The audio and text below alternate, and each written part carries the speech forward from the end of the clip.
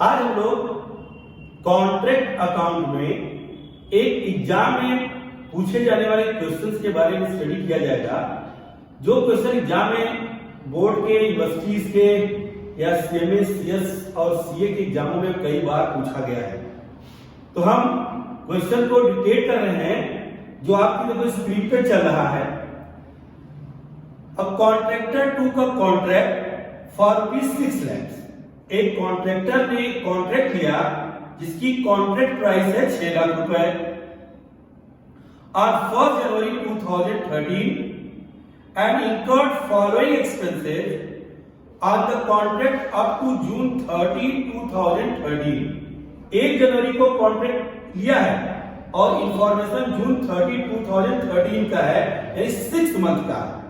अगर डेप्रिसिएशन की बारी आई और rate of depreciation per annum दिया है, ऐसी कंडीशन में लोग 6 मंथ का डेप्रिसिएशन चार्ज करेंगे। अगर कोई एक्सपेंस मंथली होगा उसको भी 6 मंथ तक का लिया जाएगा। नीचे एक्सपेंसेस में देखो, मटेरियल 1 लाख। तो हम जब कॉन्ट्रैक्ट अकाउंट की आपको बेसिक इंफॉर्मेशन दे रहे थे तो हमने बताया था कि कॉन्ट्रैक्ट अकाउंट के जितने भी एक्सपेंसेस उनको डेबिट में लिखना और उन एक्सपेंसेस का जो पार्ट कॉन्ट्रैक्ट में यूज नहीं हो पाया उसको क्रेडिट में लिखा जाएगा। तो पहले जो भी हम एक्सपेंस करें उसको डेबिट में लिखते चले जाएंगे। तो मटेरियल डेबिट में 1 lakh, wages 1,20,000 debit, plant 50,000 expenses है डेबिट, ओवरहेड्स डेबिट साइड में, outstanding wages debit, direct expense debit में और आउटस्टैंडिंग डायरेक्ट एक्सपेंस इसको भी डेबिट साइड में लिख देंगे।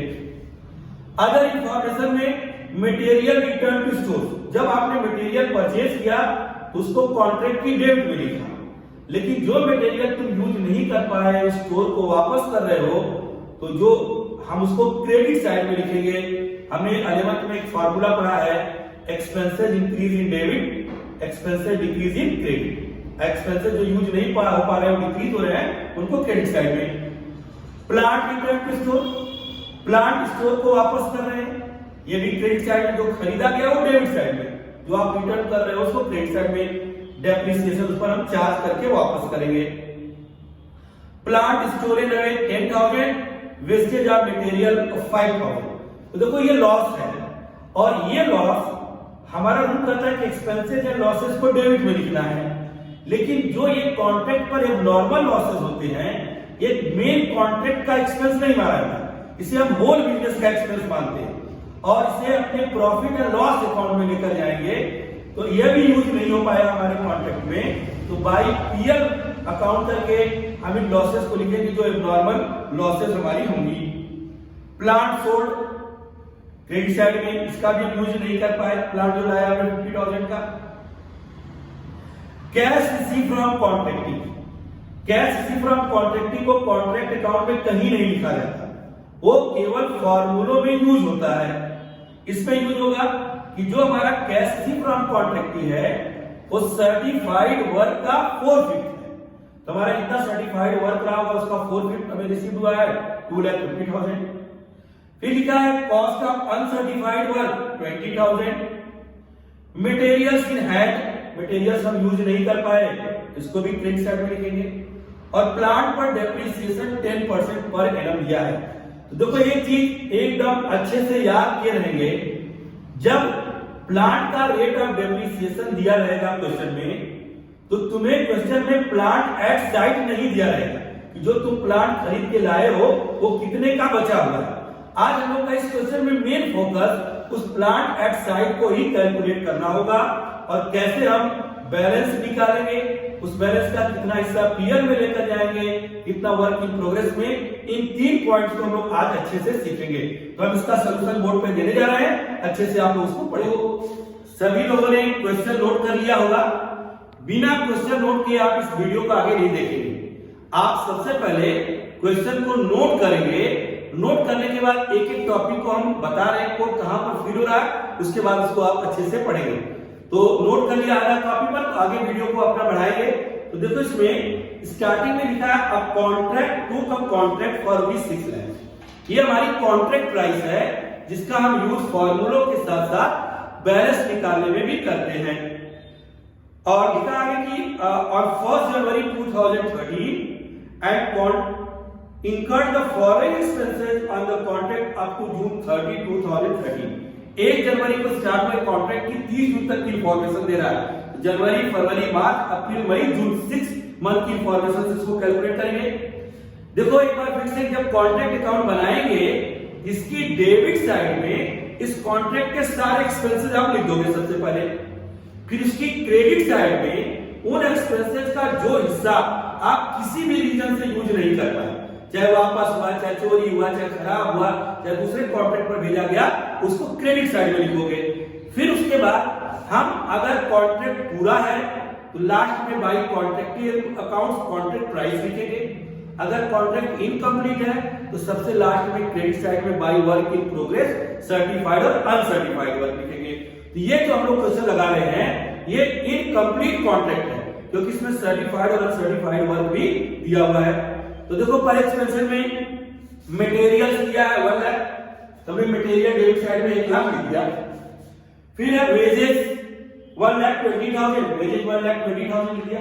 एक्सपेंसेस सारे डेबिट कर रहे थे। फिर प्लांट है 50,000, हमने 2 प्लांट 50,000 लिखा डेबिट साइड में।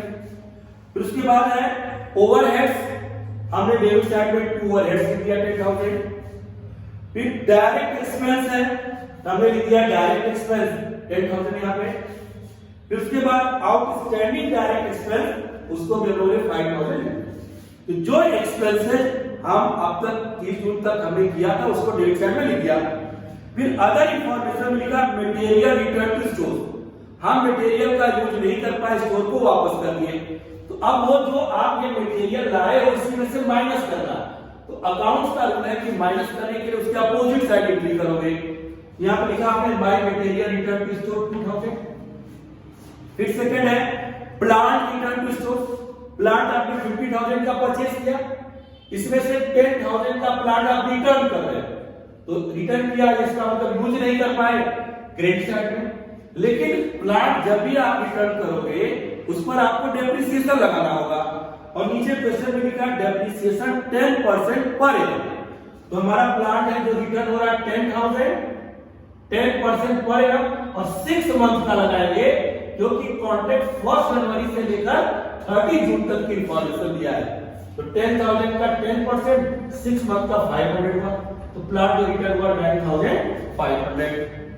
फिर है plant stolen and material wastage, जब कोई भी प्लांट और मटेरियल एबनॉर्मल लॉस पे जाता है, कोई एबनॉर्मल वेस्टेज होता है, तो मेन बिजनेस के एक्सपेंस मान लिया जाता है और बिजनेस के पीएल अकाउंट में लिखा जाता है।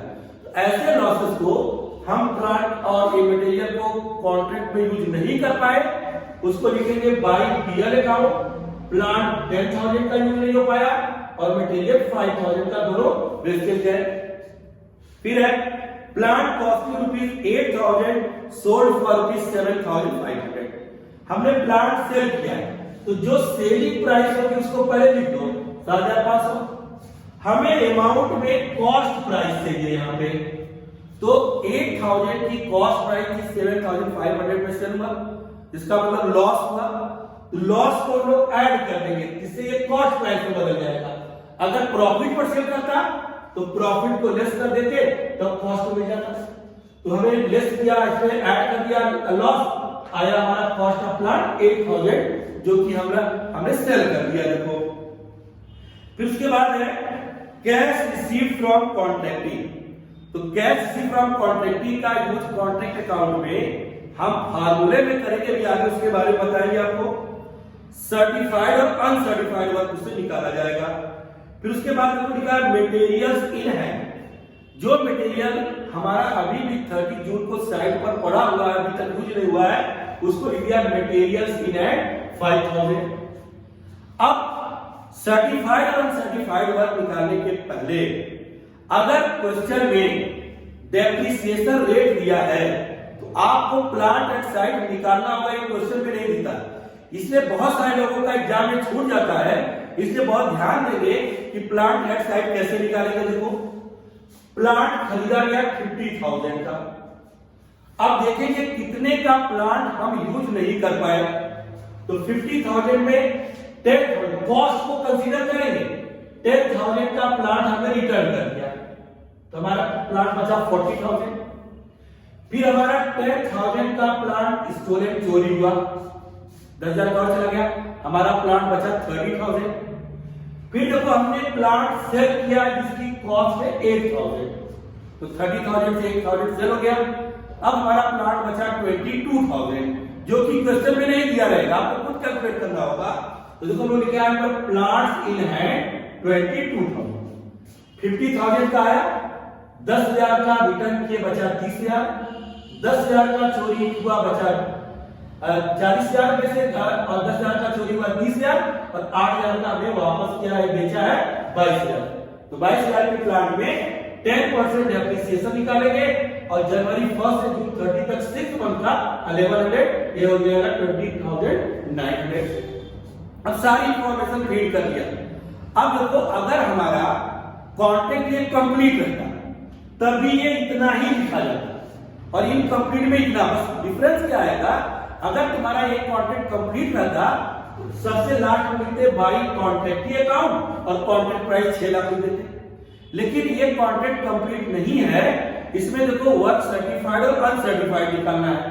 इसमें लिखा है कि जो कैश रिसीव हुआ, तो दो कैश रिसीव क्वेश्चन में दिया 2,50,000 रुपए, और ये कह रहा है कि जो आपका वर्क सर्टिफाइड है उसका 4/5 है, कभी परसेंटेज में भी दे सकता है, कभी फ्रैक्शन में भी दे सकता है, तो तुरंत उसका रिवर्स करना सर्टिफाइड वर्क निकालने के लिए।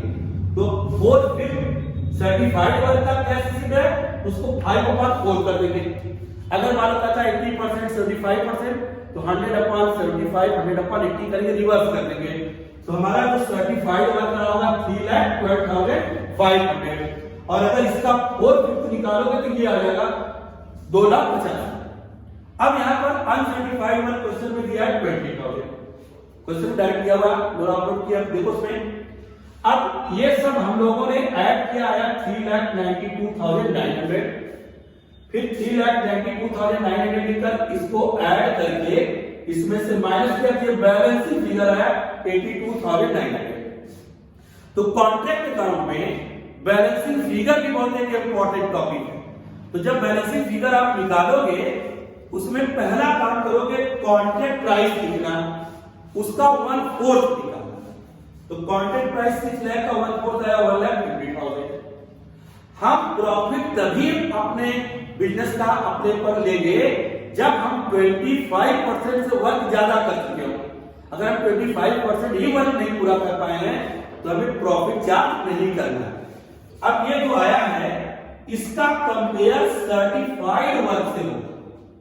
सर्टिफाइड वर्क कम या ज्यादा होनी चाहिए। तो कॉन्ट्रैक्ट प्राइस 6 लाख का वर्क बोलता है 1,50,000 और सर्टिफाइड वर्क हमारा 3,12,500, 1/4 से ज्यादा हो गया। तब यहां पर आप लिखोगे टू बैलेंस शीट। जैसे मान लो यहां पर रहता है 1,40,000 और तुम्हारा कॉन्ट्रैक्ट ये 1/4 आया 1,50,000, तो अगर सर्टिफाइड वर्क कम रहता तब यहां पर लिखते टू वर्क इन प्रोग्रेस और क्वेश्चन नहीं बंद कर देते।